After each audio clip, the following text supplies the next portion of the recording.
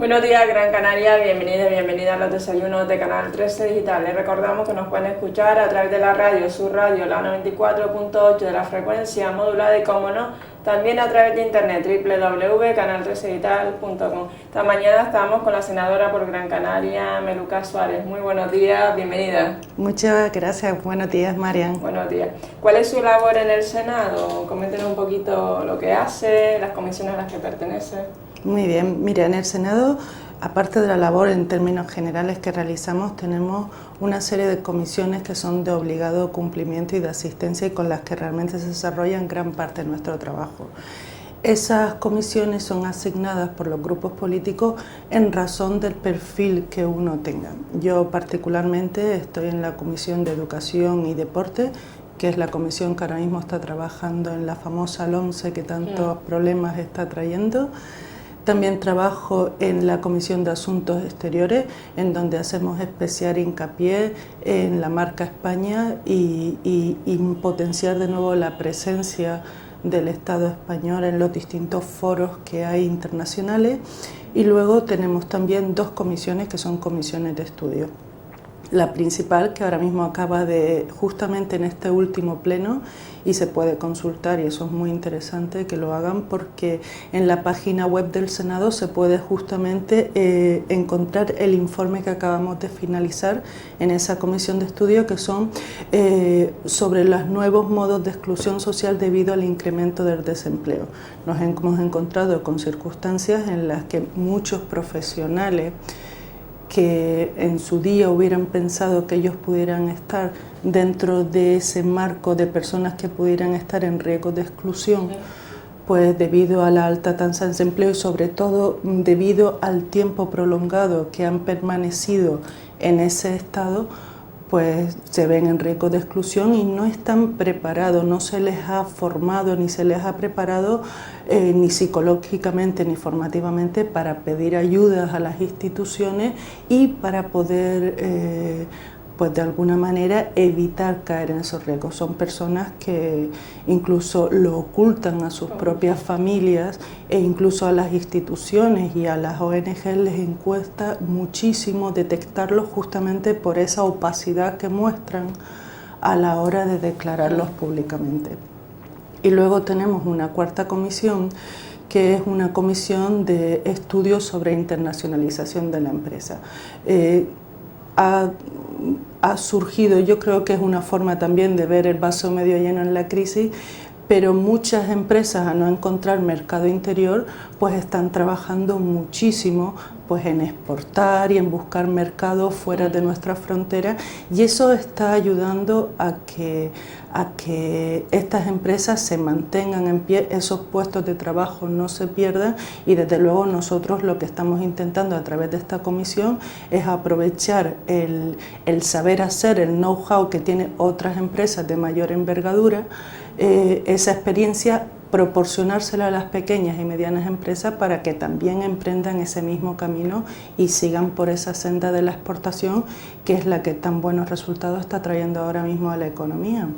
¿Piensa que hay un desconocimiento de los ciudadanos hacia el Senado? Totalmente, pero he de decirte que esto no es una cuestión simple y llanamente de los ciudadanos y de la falta de información. Nosotros reconocemos que muchas veces no proporcionamos la información que tenemos que proporcionar de las tareas que se realizan en el Senado, del trabajo que se hace en las comisiones, aunque se está trabajando muchísimo en ello, y en ello nos está sirviendo sobre todo las nuevas tecnologías. Es decir, se ha creado un canal directo con el Senado a través de la página web, en donde los ciudadanos pueden acceder y ver en vivo pues un pleno y cómo se desarrolla el mismo y los debates que se producen, y también se está intentando televisar las comisiones in situ cuando se producen comparecencias de secretarios de Estado, de los propios ministros, para que los ciudadanos puedan ver qué es lo que se está haciendo y después también trasladarlo a los ciudadanos de pie de calle. Nosotros entendemos que gran parte de nuestro trabajo se tiene que desarrollar en Madrid, lógicamente, porque somos representantes y de luego las Cortes Generales están donde están, que es en Madrid, y nos tenemos que trasladar muy a menudo, y eso muchas veces nos impide tratar de tú a tú al ciudadano para explicarles qué estamos haciendo. Y yo creo que eso es algo en lo que sí que tenemos que seguir trabajando para comunicarlo, porque es una lástima que cuestiones que además les afecta a ellos tan personalmente estén en un total desconocimiento. ¿Se puede reformar el Senado? ¿Habría que reformarlo, doña Maruca? Sí, de hecho hay ahora mismo una ponencia que se está desarrollando en la que se pretende pues reformar el reglamento del Senado para que tenga otra manera de funcionar, que sea más territorial y más acorde con las funciones que nos han otorgado la Constitución española. El problema es que el formato que se está intentando trabajar, pues lógicamente tiene que partir con un consenso de amplia mayoría, porque se trataría de que esto fuera un consenso estable en el tiempo y que no cada vez que surgiera un nuevo gobierno o hubiera un mayor liderazgo de un grupo político, pues se volviera a cambiar. Se trata de que sea estable y para eso hay que consensuarlo debidamente. Y sobre todo se trata también de aligerar no solamente el trabajo que se realiza al Congreso, sino que muchas cuestiones que tienen que ver solo y exclusivamente con las comunidades autónomas se puedan dirimir directamente en el Senado, no tenga que pasar por el Congreso, sino que el Senado tenga la prioridad para decidir qué es lo mejor para esa comunidad autónoma, siempre lógicamente en aras de una lealtad institucional hacia la comunidad autónoma afectada. Para aquellas personas que se acaban de incorporar a los desayunos de Canal 13, les recordamos que nos encontramos con doña Maruca Suárez, ella senadora por Gran Canaria. Doña Maruca, ¿cuál es su opinión acerca de la labor de los bancos de alimentos? Pues es prioritaria ahora mismo. Prioritaria. Yo me gustaría hablar, tuve la oportunidad de estar en una conferencia en donde el presidente de los bancos de alimentos de España pues estuvo hablando al respecto. De hecho, yo formulé una pregunta al gobierno sobre el tema del FEGA. El reparto de los bancos de alimentos a nivel europeo se hace a través de los ministerios. En este caso el Ministerio de Agricultura y Medio Ambiente. Y había una propuesta que venía desde la Comisión Europea en la que se quería cambiar para que este reparto se hiciera a través de las comunidades autónomas. ¿Qué ocurre con eso? Y en eso el Banco de Alimentos pues se ha posicionado muy claramente. No cambiemos lo que está funcionando, es decir, está funcionando fantásticamente, la labor que está desarrollando el Banco de Alimentos es fantástica, cada vez no solamente por su modo de trabajo, que en la que el voluntariado tiene una efectividad de un 100%, sino que además están llegando a lugares donde las instituciones son incapaces de llegar. Firman convenios directamente con las concejalías de asuntos sociales de los ayuntamientos y a través de ellos hacen llegar los alimentos donde tienen que llegar y además hacen un seguimiento para que efectivamente esos alimentos estén en las familias que realmente los necesitan. Pues el planteamiento que había desde Europa no ha gustado a los bancos de alimentos y la razón que dan yo creo que es muy justa. Es que no todas las comunidades autónomas están en la situación de aportar lo mismo que otras. Y entonces lo que no queremos es que se produzca una diferenciación en los territorios debido a la situación económica de las distintas comunidades autónomas. Es decir, centralicémoslo, hagámoslo a través del Ministerio de Agricultura, que es realmente lo que está funcionando. Los bancos de alimentos, yo debo decir con orgullo que el Banco de Alimentos de Las Palmas, al que tuve la oportunidad de visitar no hace mucho, es el tercero de los bancos de alimentos de toda España. Hacen una labor fantástica, tienen un sistema de voluntariado donde las personas mayores además encuentran un modo de devolver a la comunidad y a la sociedad todo aquello que les ha aportado. Y además tienen una logística que ya le gustaría a muchísimas empresas, porque han sido lo suficientemente inteligentes para coger la logística propia de una empresa de distribución y llevarlo a un banco de alimentos, lo cual los hace muy eficientes. Y yo creo que es algo que tenemos que valorar desde esta sociedad, es decir, los bancos de alimentos, así como otras ONGs como pueden ser Cáritas o la Cruz Roja Española, hacen una labor ahora mismo imprescindible para nuestra sociedad y nosotros tenemos que saber y ponerlo en valor continuamente. ¿Qué se está haciendo, doña Meluca, con los excedentes alimentarios? ¿Cuál es la mejor política para erradicar la pobreza? Hombre, vamos a ver, los excedentes alimentarios es una preocupación que tenemos todos somos conscientes de la cantidad de alimentos que se están tirando. Han habido algunos cambios legislativos, uno de ellos, por ejemplo, fue el tema de la fecha de caducidad de los productos lácteos, en la que se estaba tirando una cantidad de productos lácteos que aún eran aptos para el consumo. Se está intentando regular para que esos excedentes alimentarios, a través de las empresas que además están encantadas de hacerlo, se reconduzca a Cáritas, a Bancos de Alimentos y a la Cruz Roja Española para que esos excedentes puedan llegar a familias que realmente lo necesitan. Yo no creo que eso sea la única política contra la pobreza que se pueda llevar ahora. En el informe de Cáritas, que hace poco se hizo público, habían, aparte de los que ellos consideran que son el grupo de poblacional que está en situación de exclusión social, se estaba dando la circunstancia de que había muchos desempleados de larga duración, muchas mujeres y además mujeres que son las cabezas de familia de esas familias monoparentales y, por otro lado, inmigrantes. Con eso quiero decir, yo soy de la opinión y lo defiendo a ultranza que ahora mismo la mejor política social que podemos hacer es la creación de empleo, porque es la única manera que tenemos de que todas esas personas puedan de nuevo recuperar su estatus de vida, su modo de trabajo y puedan recuperar de nuevo la posibilidad de sustentar sus necesidades básicas sin necesidad de recurrir a esto. Y sobre todo porque nos estamos viendo con que hay una cuestión muy importante que defienden todas estas ONG, es decir, hoy en día recuperar un puesto de trabajo es también recuperar la dignidad como persona, porque todos queremos poder cubrir nuestras necesidades básicas sin tener que recurrir ni a una institución, ni a una administración pública, ni a la familia, que se está convirtiendo en el principal sustento de muchísimas familias. Y yo creo que eso es muy importante. Esa es realmente la principal política social que se tendría que hacer. Otro tema es la moción Azaral del servicio neonatos. Coméntenos cómo se desarrolló esta moción, doña Meluca. Sí, mira, esto fue muy interesante. Esto era una asociación, una pequeña asociación que sobre todo propugna mucho la familia como base fundamental de la sociedad y la crianza natural.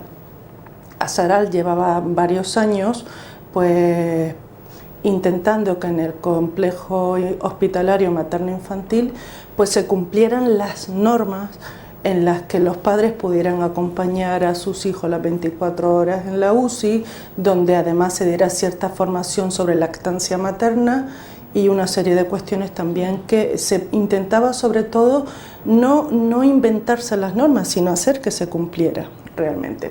¿Cuál es el problema? El problema es que al estar las competencias sanitarias delegadas a los gobiernos autónomos, pues claro, nos encontramos con que había comunidades autónomas que las aplicaban y además funcionaban maravillosamente bien y había otras comunidades autónomas que no las aplicaban. Eso, desde mi punto de vista, era propiciar un trato diferenciado a los ciudadanos en razón de su lugar de residencia. Es decir, si yo tengo la mala suerte de vivir en Canarias y en Canarias no se está aplicando esa norma, pues entonces yo puedo estar o no puedo estar con mis hijos. Pero si tienes la suerte de vivir en Madrid, como era el Hospital 12 de Octubre, que además hacían una labor fantástica, pues resulta ser que tienes otro tratamiento.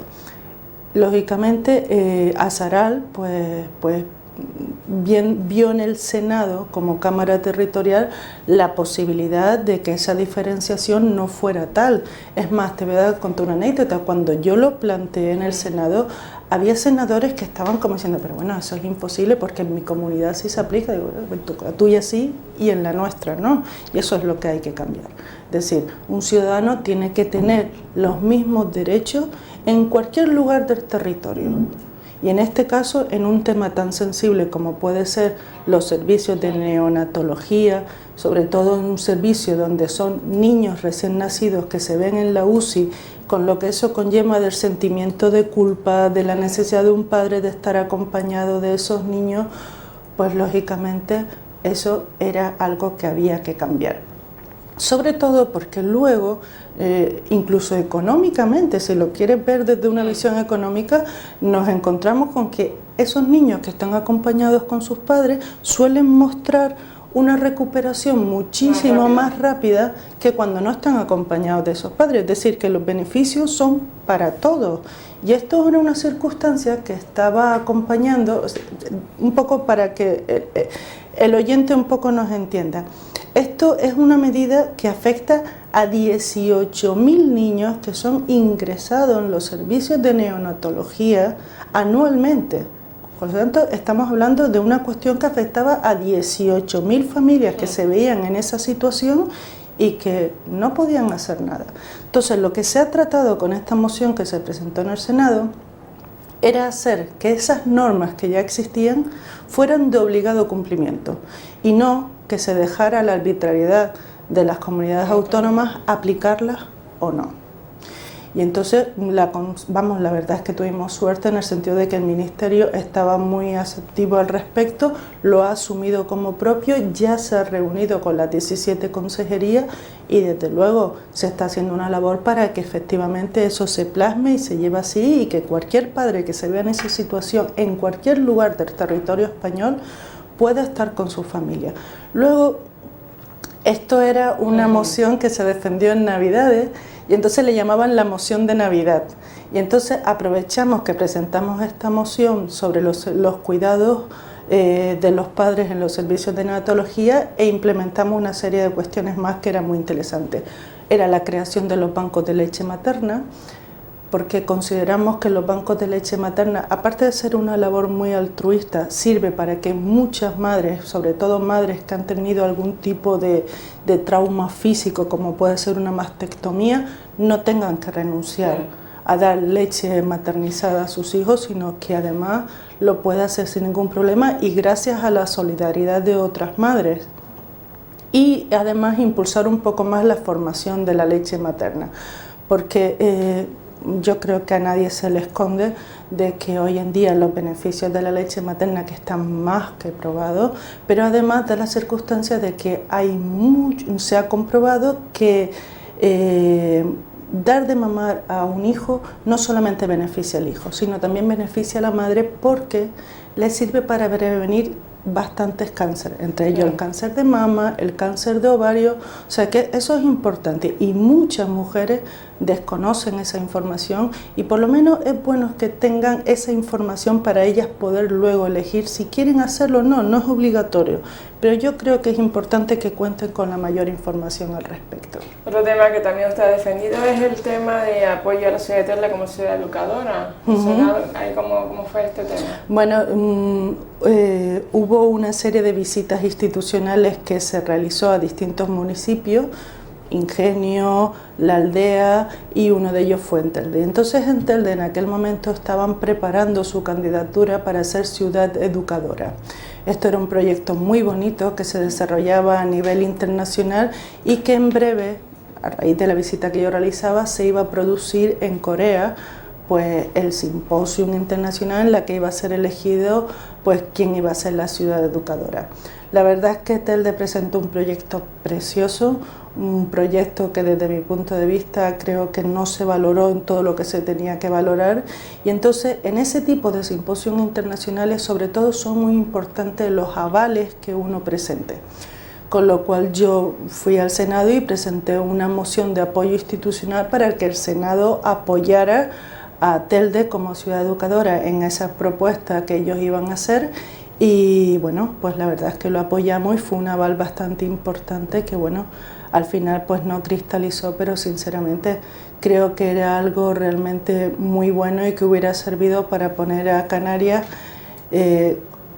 como punto de referencia de la educación a nivel mundial, que por desgracia no fue, pero creo que no debemos de perder la esperanza al respecto. También se está apoyando la candidatura de Gran Canaria para Premio Región Emprendedora Europea del año 2014. La marca Gran Canaria, igual que antes hablaba de la marca España, es importante. Sí, exactamente. Esto era un premio que otorga la Comisión de Región Emprendedora, de Regiones de la Unión Europea y Gran Canaria presentó una candidatura a nivel insular simple y llanamente, y la verdad es que presentó un proyecto fantástico, un proyecto que además ha merecido una mención especial a la hora de otorgar estos premios. Y consideramos, porque al igual que pasaba con Ciudad Educadora, es importante el tema de los avales, y el Senado también decidió apoyar a Gran Canaria. Yo creo que Gran Canaria en ese sentido está haciendo una labor estupenda a través de la SPEC, de la Sociedad de Promoción Económica, y del Cabildo de Gran Canaria. ¿Por qué? Porque realmente una de las salidas al problema de desempleo que tenemos en Gran Canaria y en Canarias en general es que el autoempleo lo vemos como una salida posible, y muchas veces lo que no encuentran muchos ciudadanos es la posibilidad de cristalizar muchos proyectos e ideas innovadoras, y a través de los canales que está ahora mismo poniendo estas instituciones pues podemos hacerlo. Y entonces ese proyecto además nos pone en una red a nivel nacional e internacional, en la que podemos intercambiar ideas con otros ayuntamientos, otras instituciones a nivel local y también a nivel general. Yo creo que es importante apoyar a estos ciudadanos para que realmente, como una salida clara a la crisis, puedan crear autoempleo, y una vez que se crea autoempleo, si se logra que la empresa avance, pues crear a su vez otros empleos para otros conciudadanos, que creo que es algo que tenemos que apoyar desde la administración pública, sin lugar a dudas.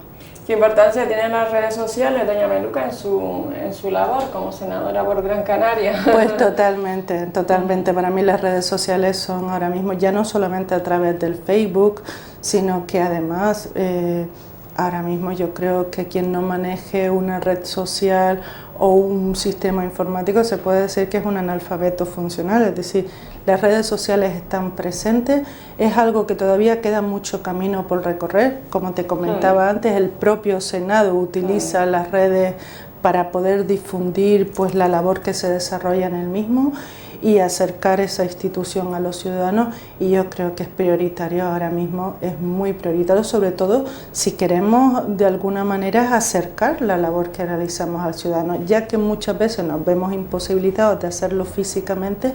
Las redes sociales nos facilitan una plataforma tremenda para poder justamente realizar ese acercamiento. ¿Cómo compagina su labor profesional con su vida en casa, con su familia, doña Meluca? Pues mire, muy bien. Por dos motivos. Una es porque tengo dos niños que ya son mayores, que están en edad universitaria y por lo tanto son bastante independientes, incluso en contra de mis deseos, porque ya esto ya no es como senadora, sino como madre, ¿verdad? Pero uno siempre, el tema de que los niños crezcan y sobre todo que crezcan tan rápido, pues uno siempre le deja cierta congoja.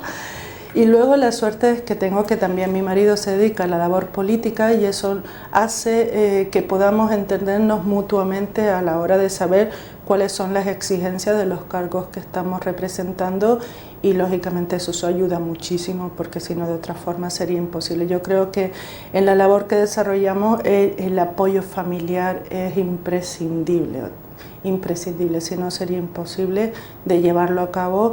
Y sobre todo, muy importante, el hecho de poder compartir, de llegar a casa y poder compartir, no es lo mismo una persona que esté vinculada también a la misma carrera política que no, porque hay veces que la otra persona, lógicamente, si no son sus propios intereses, pues también se puede llegar a cansar y poner un poco de chinitas en el camino, que por suerte no es mi caso. ¿Se le examina más a las mujeres estando en política o no? Pues no lo sé, quizás ya no tanto. No. Es decir, yo creo que al final estas políticas de discriminación positiva, como han sido las leyes de paridad y demás, yo creo que está ayudando bastante a que las mujeres cada vez nos lancemos más a la carrera política y participemos más. No es que no hayamos participado, en realidad las mujeres siempre hemos sido líderes natas de asociaciones pero ya más a nivel local. Pero esto de lanzarse un poco más a la política nacional y local, yo creo que es importante. Y ya no es como antes. Antes quizás las mujeres, pues claro, había unas connotaciones culturales en las que no era el papel propio de una mujer que se lanzara a la vida política pública, sino que digamos que su lugar estaba más con la familia, que era donde le correspondía. Yo creo que por suerte eso ha cambiado mucho, sobre todo pues ha ayudado porque los hombres cada mes se han ido implicando más en la vida familiar y eso también ha ayudado mucho, no solamente eso, sino también el mayor acceso de las mujeres pues a la formación, a las universidades, con lo cual las mujeres cada vez estamos más formadas, cada vez vamos incluso afrontando nuevos retos como son las carreras técnicas que hasta ahora estaban un poco vedadas para nosotras, y yo creo que eso es muy importante y que tenemos que seguir en esa línea. Una mujer hoy en día no tiene por qué encontrarse para nada invalidada para realizar cualquier tarea que se proponga. ¿Qué opina de aquellas mujeres que retrasan su maternidad para ser cada vez más capaces en su puesto de trabajo, en su puesto de responsabilidad? Hombre, vamos a ver, eso, yo te voy a decir una cosa, Marian, eso es una cuestión muy personal. Yo, sinceramente, como podrás ver, yo fui una madre relativamente joven, pues ya teniendo 2 niños en edad universitaria. Eso es una cuestión muy personal, pero yo creo que sí, y en eso creo que podríamos estar todos de acuerdo. Las políticas que se están llevando al respecto en Europa son de propiciar la maternidad, de hacer posible que las madres puedan compaginar su vida laboral y su vida profesional sin tener que renunciar a la maternidad, entre otras cosas. Y yo creo que en España lo que se persigue es la convergencia con esas políticas europeas. Lleva su tiempo.